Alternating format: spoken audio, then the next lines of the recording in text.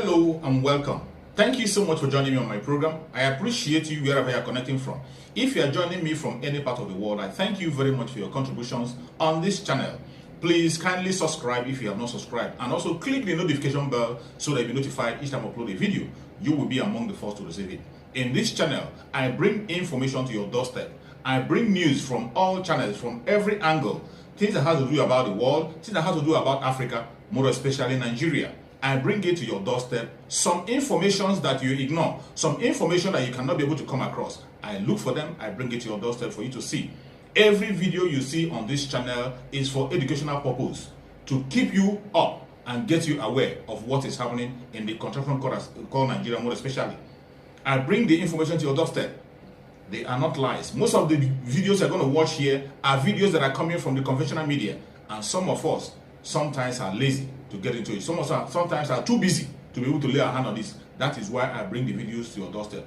Watch from beginning to the end. Remember, these videos are for educational purposes, so that you can be educated and know what is going on. Let us watch together. At the end, you can go to the comment section and put down your comment. Give your opinion. Say it the way you feel it. Nobody's going to come against you. It's a free world, and this is the social media where people say it and set the record straight exactly the way it is without being controlled. Do that on the comment section. Let us watch the video together as it comes. Thank you.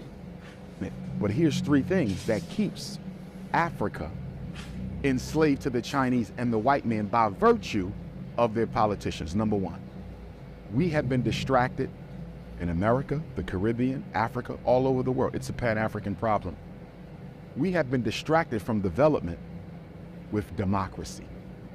Everybody's focusing on who to vote for. You're not looking at the conditions. What's going to change whether he wins or he wins? Because guess who's financing both of them? The same people stealing your oil. Who's financing both of them? The same people stealing your gold. Who's financing both of them? The same people stealing your coltan. You follow me? So democracy is a joke they play on black people to make you think you can have radical transformation without revolution. The reason the white man pushes democracy globally so hard is if there's ever a breakdown in the black man's confidence in democracy, the only alternative is revolution. So that's number one. Democracy is a distraction from development. Number two, when I travel, especially Africa, but it's true in the Caribbean also, black people are more concerned with their tribe being in control than they are with liberation from foreign control. Are you following me? I've seen it. So when the elections is coming up, it's not about freeing us from white supremacy or Chinese imperialism. It's about, are my people going to be the president? Is somebody from my tribe going to be the prime minister? And because they're more concerned about tribal imperialism than African independence, this democratic scheme that they run on black people continues because we're so petty and so small in our thinking. I just want to make sure his people don't get the presidency. I'm not even looking at the bigger picture. The white man knows this. The Chinese know this. So they come in, exploit, finance both sides, so no matter who wins, they get all the resources. And then the third issue is most African leaders and Caribbean are foreign educated. They go to Britain for their education. They go to France for their education. They go to Belgium. They come to America for their education. And what did Dr. Carter G. Woodson say in Miseducation of the Negro? The college-educated Negro is seldom of any use to his race because the education he gets is an education that takes him away from identification with his people. So most of our African and Caribbean and American leaders are Negropean. They have an African body, they have a European mind. So the white man and the yellow man are controlling the black man through remote control by virtue of conscious control of the way that he thinks. The entire thought process of the African leader, there's a few exceptions, but for most of them and the Caribbean, the entire thought process is that of a white man. How can we get free? Hello. And Mrs. Carol Smith, welcome to the program. Thank you. May I say how delighted we are to be on Passion. We've looked forward to speaking to an African television station for decades. This is something we have looked forward to for such a long time, and we are so happy to be here. Thank you. Mr. Asorock Smith was a young, bright, and principled Oxford University graduate who was recruited by the Colonial Office and posted to Nigeria. He took his final examination a year ahead of his class. He also married Mrs. Carol Smith, whom he met while they were both at Oxford University. Together they went to Nigeria, where they had their 2 children. Mr. Asorock Smith, you were featured in a program recently by BBC Radio 4, Yes. titled Document, Yes. and that was hosted by Mr. Mike Thompson. Yes. You were alleged that the British government rigged the first and most important election in the history of Nigeria in 1959 in favor of the North. Am I correct? Yes. How long were you in Nigeria for? From 1955 to 1960. And we were based in Lagos. I was on the staff of the Department of Labour. I was largely occupied with employment problems, all the employment exchanges, and statistics, and international reports, and was kept pretty busy. I was also stationed in Lagos in charge of the capital and the port. I was the port labour officer as well, and I also devised a port labour scheme and later a social security scheme, which was one of the first in Africa, which guaranteed workers some income after they'd finished work. It was a providence scheme. As I say, it's called the National Providence Scheme, and I was very proud to have put that on the statute book. I was going to ask you what your role is. You've mentioned 3 important. Is there any particular name given to your office while you were there? Just labour officer. I was a labour officer, a senior civil servant. Okay. I only intended to stay in Lagos initially for 2 tours of duty. Although, because of this conflict with the elections, there were difficulties. Actually, government wouldn't let me leave the civil service. They were determined that I should stay in the civil service after my 2 tours. And I was offered very considerable incentives, including a knighthood, to stay and work for government. Primarily this was because I had access to state secrets.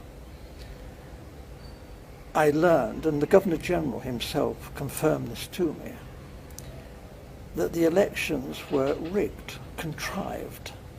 The intention was that the North should rule Nigeria. Even in '56, the northern leaders were very proud and were saying, if they couldn't run Nigeria, never mind elections, they might not join Nigeria, they might leave. And we all thought, well, how would they survive? There were no industries, there's not a great deal of agriculture, some groundnuts in the north. This wasn't very practical at all. And then it was, the Governor-General seemed to be thinking that the North couldn't, even if it won an election, rule Nigeria by itself. The South wouldn't stand for that. So there had to be a partner, either the Igbos in the east or the Yoruba in the west, to team up with the North. What he didn't want was for the 2 southern parties, the Igbo and the Yoruba, to team up to form the government, because he believed the North wouldn't tolerate that and talked about leaving the Federation. So as I learned, in a small way at first, but very rapidly I learned about the election fixing, and as I say, this was confirmed to me by the Governor-General. He actually said that he wanted me to know the truth because he wanted me to know how much trouble I was in. You mentioned statistics. You were collecting figures. Yes. Is that for labor and unemployed people only, or general? Primarily, but obviously my interest was in the population Of generally. Nigeria? Yes, and Awolowo, the Yoruba leader of the action group, Yep. and Chief Enaharo, they too, other people were saying, where are all these millions of people in the north? Where are they? We're going up there to campaign. We want to know, you know. And you see all these, you know, thousands of miles of not very developed countryside, and yet the northerners are claiming that their voting registration figures are larger than in the south, you know, larger, far more people up there. Well, actually, if you went through the Igbo land, you know, Enugu and that, you saw lots and lots of people. If you went to Ibadan, again, Ibadan teeming, you know, with millions of people. But we didn't actually see many northerners, and obviously not many northerners at that time came to Lagos. So this did arouse suspicion. Now, the Europeans, you know, not stupid, we are watching what's going on in Nigeria, and we too are beginning to feel there's something not quite right here, that maybe the elections are not going to be as straightforward as they're meant to be. Nigeria was being described as the showcase of democracy, and it was expected that the nationalist leaders would win through. But actually, when the election results were announced by the Governor-General, before the vote was even in, he didn't count for that, he didn't wait for that. I have to tell you, the British were counting the votes, and the British cannot be trusted. They look after their friends. Loyalty is the big thing for the British. And we were friends with the emirs of the north. We looked on people like Enaharo and Awolowo as rather dangerous people. They might even be communists. That's ridiculous, actually. They couldn't be communists in 1,000 years. But this was a sort of thing that was being said. And we were, Europeans, were getting a bit worried about all this. It wasn't quite the honest, straightforward election that we were hoping for. Apart from Professor Anderson and Dr. Patrick Wilmot that supported your submission on the rigged election, there were other people who also served in the colonial office in your days. I mean, who opposed to this submission? Initially, I was warned of what was going on by my senior officer, a Major Bunker. I didn't know, and I knew that the Governor-General had directed me to take all the office staff of the Ministry of Labour to help Chief Okoti Igbo in politicking in Warri. And this was most irregular, and I refused to do this. Having refused an order, I know what the drill is. You resign. I resign my post. That is the proper thing to do. What they did then was rather devious. They persuaded me to withdraw my resignation, and when I did, they sacked me. It didn't go through, but I thought it was a bit low after I'd resigned and was prepared to leave the country. This was not very nice behaviour. They later withdrew this and said that I had been of some service to the state, and actually commended me for what I had done, and said I could leave Nigeria with splendid testimonials, and we shook hands on this. And this was done with the recognition of the Deputy Governor-General, Sir Ralph Grey. And then I left Nigeria the first time and took up a job as a personnel officer, a very big job, with the Esso refinery. And then government came after me, declared that I was a traitor, and I had betrayed the British people, ought to be imprisoned, and I lost that job. And then they came to me again and said it's all been a big mistake, dreadful mistake. I'm a jolly decent chap, you know, Oxford chap, and they put me on a plane straight back to Nigeria, where I'd make up for the time I'd been away. There was a great deal of good work for me to do, and we fell for this. We shouldn't have gone back, but we did. Now, if you recall what you said about the role of the Governor General and the attitude of the British government in particular, regarding the fear that Awolowo, Okutiebo, and the lot of them from the south are dangerous, is there a particular reason? Why the fear from the British government? Is it that they don't want to release or relinquish Nigeria? They still want to control Nigeria? They knew that the North would do as they said after independence. If it had any, the North would just, because it was their habit, they liked the British, whereas the nationalists were an unknown factor.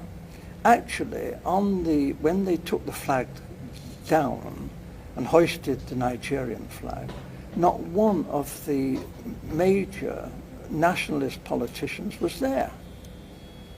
They weren't even on the platform. This was incredible. These were the people who had sought independence. The people in the North didn't want independence. They didn't want the British to leave.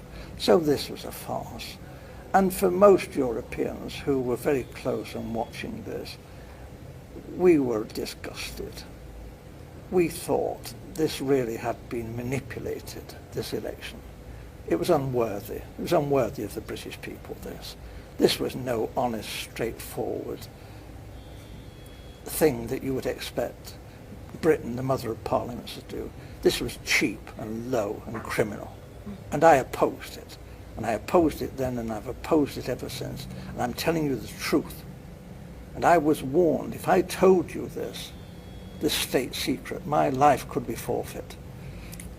Earlier on, you said the British government wanted the North in alliance with either of the southern region, either with the Yorubas or with the Igbos. But without which they cannot they can't do it this rule the country. The problem was that Awolowo was a highly principled man. Okay. You didn't talk to Awolowo about squalid deals and fixing things. Awolowo was not that kind of person. If you read his books, this man was a world statesman. And his young lieutenant, Chief Enaharo, was brilliant, absolutely brilliant. However, they did do a deal with Zik, Dr. Azikiwe, okay, from the east.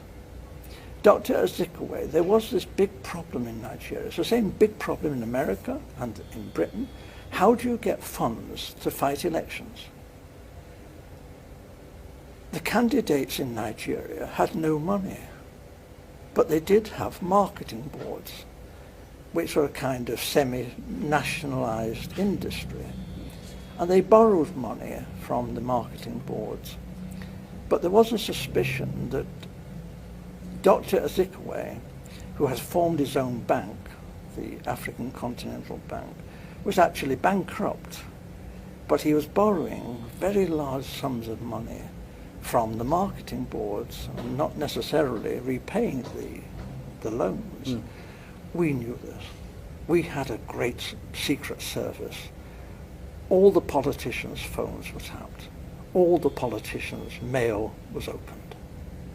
Everything that any major politician did in Nigeria, we knew in hours. We watched. We knew all that was going on. Are you saying, in essence, that Dr. Azikiwe took money? He was blackmailed by the British to do our bidding. We told Dr. Azikiwe that he could go to prison if an inquiry was carried out into his bank and his financial circumstances. However, we would not want to be vindictive if Dr. Azikiwe was cooperative in helping forward the plans that we had made in the best interests of Nigeria. Dr. Azikiwe has nothing in common with the northern politicians. He loathed the northern politicians.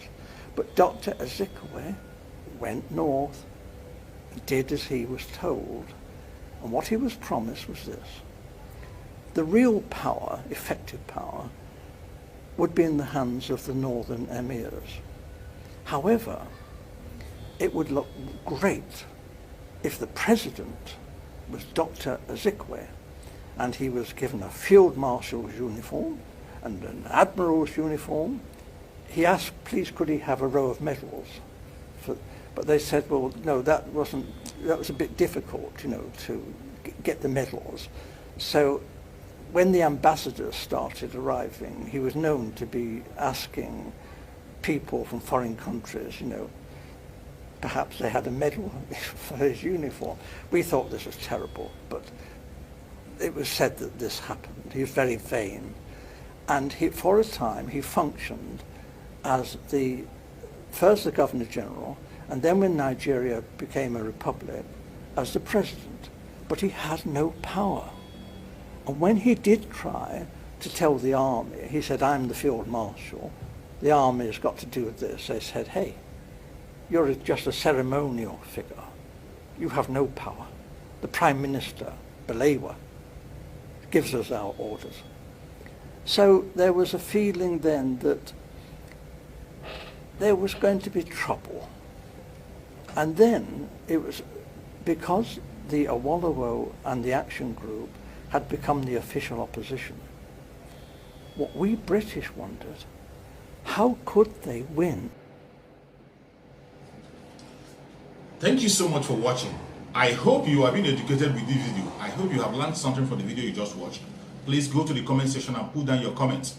Whatever you think about the video you have watched, or anything you have learned that you want to share together, go to the comment section and keep yourself busy. It's a free place where people share their opinion. And please, if you have not subscribed to this channel, kindly subscribe to the channel. Click the notification bell so that you'll be notified each time a video comes out. And also, share the video to your family and friends. Share it to all platforms so that people can get aware of what is happening in the world, mainly in the contraption called Nigeria. We have to keep people on their toe, keep people informed on what is going on. That is exactly what we are doing.